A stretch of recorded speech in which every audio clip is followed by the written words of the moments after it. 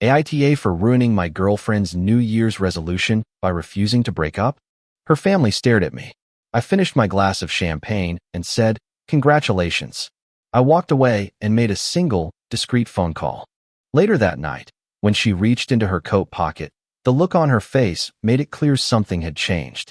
I am 33 years old. I was engaged for 9 months and ended up learning that some people mistake kindness for weakness until it is too late to turn back. We were together for 3 years. We met through mutual friends at a concert. She was charismatic, ambitious, the kind of person who lit up any room. I proposed last March at the restaurant where we had our first date. She posted it all over social media, cried tears of joy, and called her mother while still sitting at the table. The wedding was set for May of the following year. We had already paid deposits for everything: the venue, the catering, the photographer, the band. Her parents, a traditional family, insisted on paying for most of it. They wanted their daughter to have the perfect day. Things started to change around October. She became distant, less affectionate, more critical. I would cook dinner, and she would point out what was wrong with it. I would plan a date night, and she would find reasons to say it was not good enough. At first, they were small details, then not so small. "You are not ambitious enough." What does that mean? "You have gotten comfortable. You do not challenge yourself." "I have a stable career. We are planning a future. What more do you want?" I do not know, but that word started popping up in every conversation. She wanted more excitement, more success, more of everything. I could not understand what had changed. We were happy, or at least I thought we were. 2 weeks before New Year's, I found out she was talking to a guy from her gym, a business owner, a real estate developer. He made good money, drove an expensive car. At first, she mentioned it casually. "There is a guy at the gym who has been giving me career advice." "That is cool." "Yeah, he is really successful. Started from nothing. He started going to the gym more often.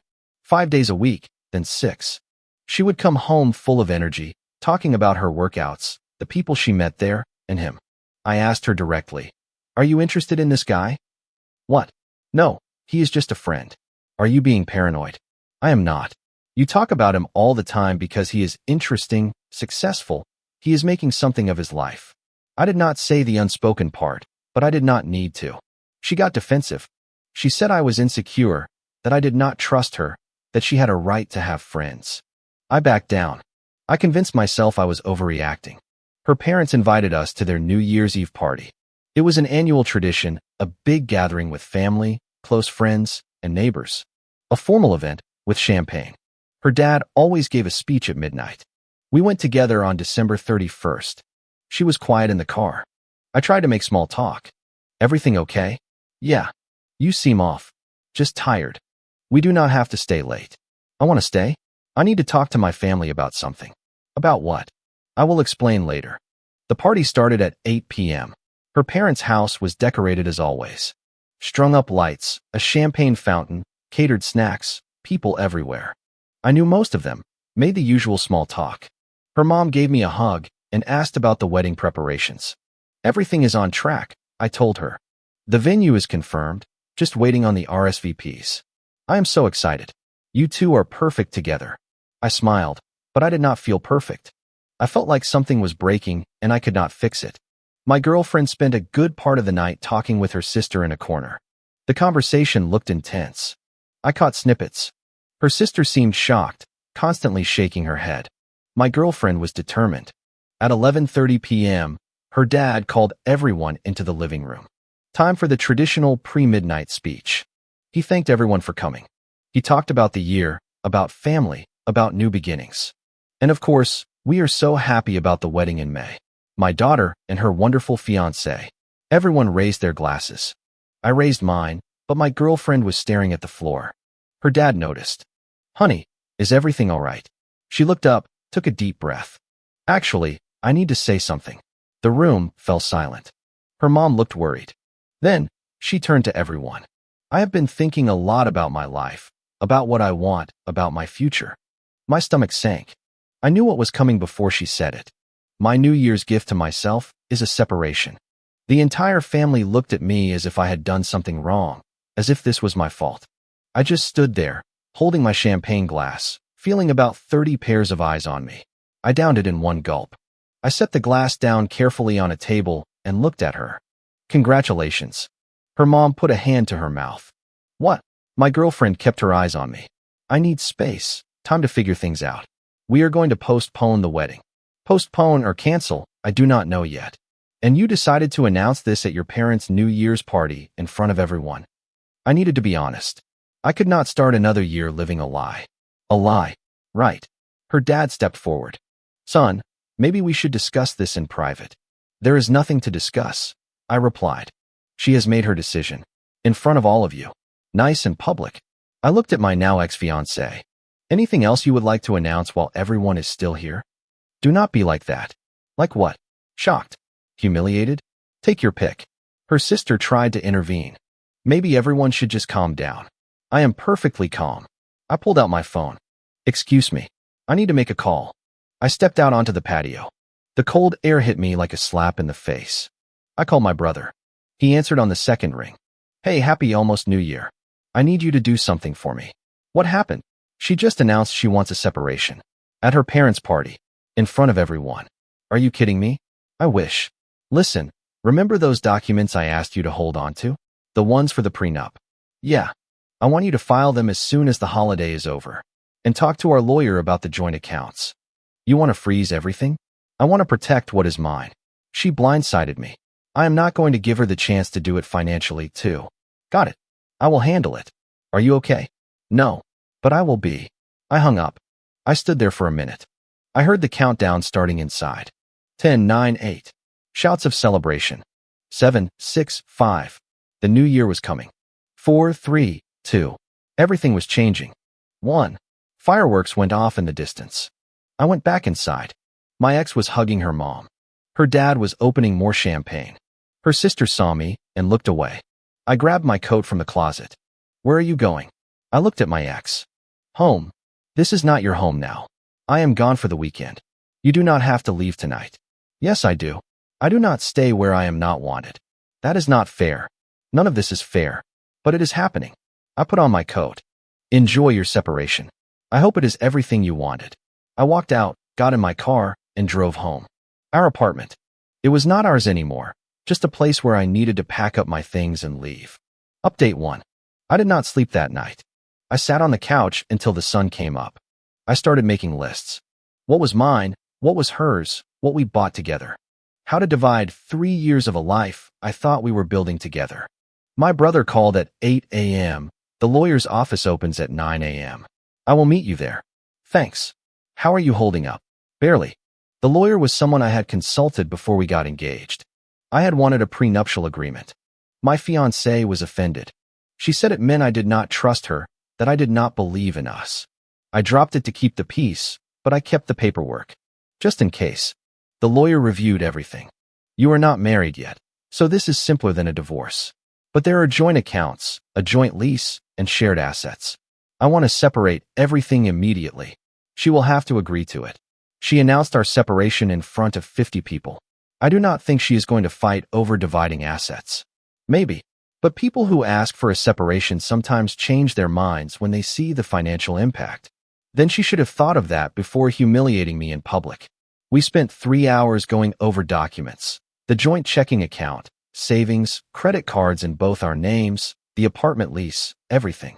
I recommend freezing the joint accounts until you agree on the division. Do it.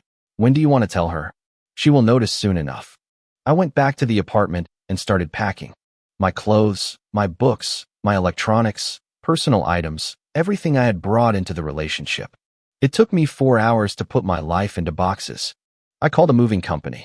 They said they could come on Monday morning. My ex-fiancée arrived around 6 p.m. I was in the bedroom, taping up boxes. What are you doing? Packing my things. Like I said, I did not mean you had to leave immediately. You announced you wanted a separation. I am giving you exactly what you asked for. Can we talk? Talk about what? You already decided. I am respecting that. He sat down on the bed. I know I handled this all wrong. Wrong does not even begin to cover it. I was nervous.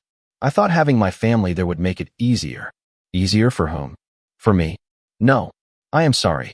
Sorry does not erase the fact that you stood up in front of your entire family and said you were leaving me. I did not say I was leaving you. I said I needed space. It is the same thing. No, it is not. I stopped packing and looked at her. What do you really want? Because from where I am standing, you want the freedom to explore other options while keeping me as your backup plan. That is not true. Then what is it? Explain it to me. She hesitated. I have felt trapped, like my life is not going anywhere. Trapped by what? By being comfortable? By a stable relationship? By a planned future? By settling for comfort when I could have more. There it was again. More? More what? I asked. The guy from the gym. Her face changed. I had her. It is not just about him, but he is part of it. He just made me realize I want different things. Different like what? Money? Status? What does he have that I do not? Ambition. Drive. He is building something. I have a career. I have goals. And I should be building what? I went back to packing. You want something bigger? Great. Go for it. But do not expect me to stand around while you decide if the grass is really greener on the other side. I am not asking you to wait. Good, because I am not going to. She watched me pack for another hour. She did not help, did not say anything, just sat there with a look on her face like she wanted to say something but could not find the words.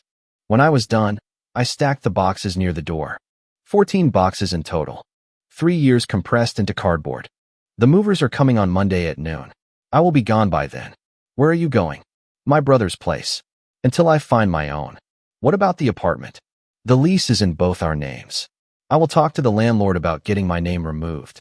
You can stay if you want or move out. I do not care. And the wedding stuff, the deposits? Contact the vendors. Cancel or postpone.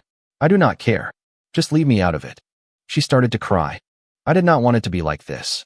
Then you should not have announced a separation at a New Year's party. I grabbed my backpack and headed for the door. Wait, can you not just stay tonight so we can talk? No, there is nothing left to talk about. You wanted space? This is space. I left. I drove to my brother's house. He already had the guest room set up. Beer in the fridge. He did not ask questions, just let me be angry and heard in silence. Update 2. Monday morning. The movers arrived at 9 a.m. My ex was not there. She had left early. Probably did not want to watch me leave. The movers were fast. Within 2 hours, everything was in the truck. I walked through the empty apartment one last time. Marks on the walls where pictures used to hang. An empty closet, a clear bathroom counter. It was like I had never lived there. I left my keys on the kitchen counter and closed the door behind me. My brother helped me unload everything at his house. We set up the guest room, stacked boxes in the garage. I was trying to figure out what came next. You will be okay, with time. And the accounts? The lawyer is handling it. They should be frozen by the end of the day. She is going to be angry when she finds out. Probably. Good. I do not care. She called that afternoon. I was expecting it. I did not answer. She called again and again. She left voicemails. What did you do to our accounts? I cannot access anything. Call me. This is serious. You cannot just freeze everything without telling me. I replied via text. Lawyer's guidance to protect joint assets during the separation. If you want to discuss the division, have your lawyer contact mine. She called immediately. I answered this time. You froze our accounts. Our lawyer did. Standard procedure in a separation. You did not even warn me. You did not warn me you were going to announce a separation at your parents' party. I think that makes us even. This is different. No, it is not. You made a unilateral decision about our relationship. I made a unilateral decision about our finances. Same thing. I need access to that money. Then work it out with the lawyers and divide it fairly. It is simple. You are being vindictive. I am being cautious. Big difference. I cannot believe you are doing this. I cannot believe you announced you wanted a separation in front of 50 people. But here we are. She hung up. She called back 10 minutes later. Calmer. Can we please talk about this like adults? I thought that is exactly what we were doing. You are punishing me. I am protecting myself. You wanted space. You got it.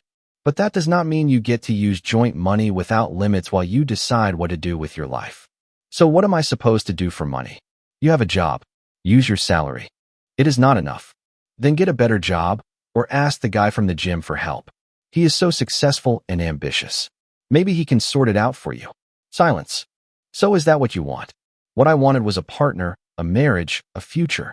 You were the one who decided that was not enough. So yes, this is what I want now. Protection, Distance, clarity. Fine.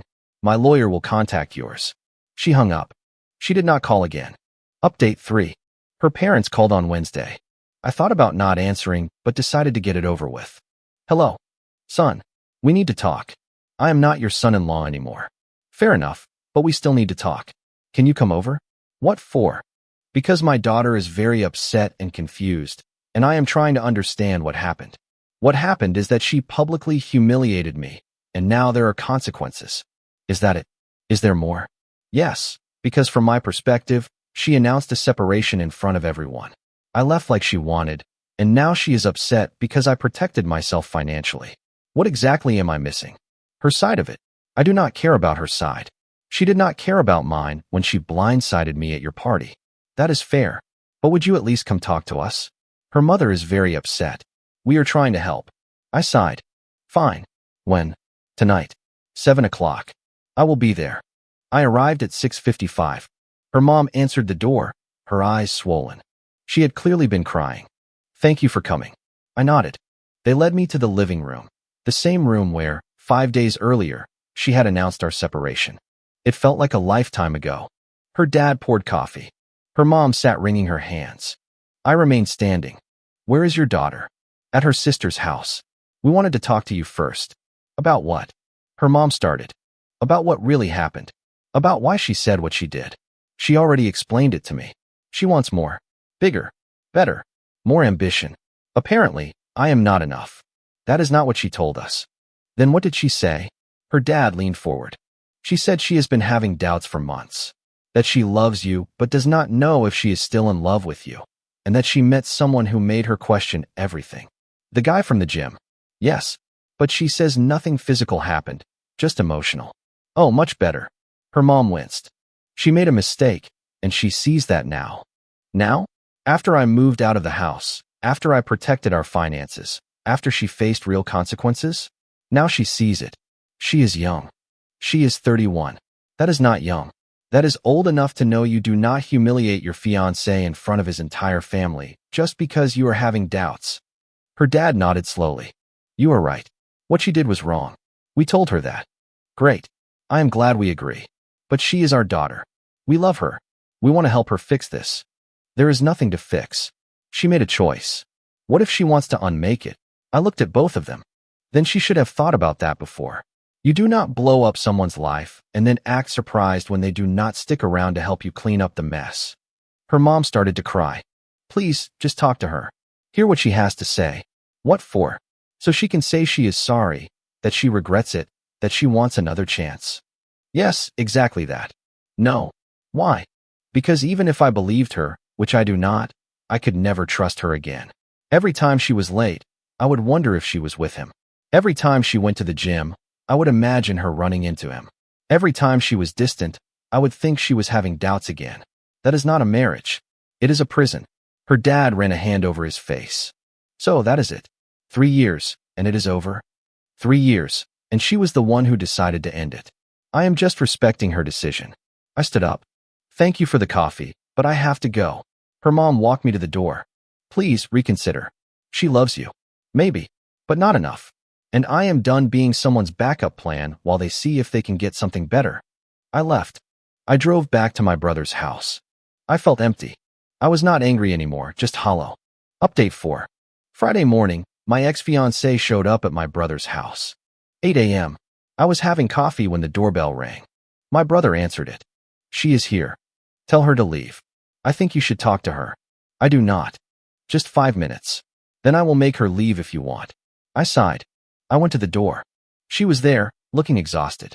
Red eyes, wearing sweatpants and my old college sweatshirt. Can we talk? You have 5 minutes. Can I come in? No. Say what you came to say. She took a deep, shaky breath. I made a mistake. A huge, horrible mistake. I panicked. I thought I wanted something different, and I was wrong. Okay. Okay. That is it. What do you want me to say? That I forgive you? That we can start over? We cannot. Why not? Because you destroyed my trust. You humiliated me.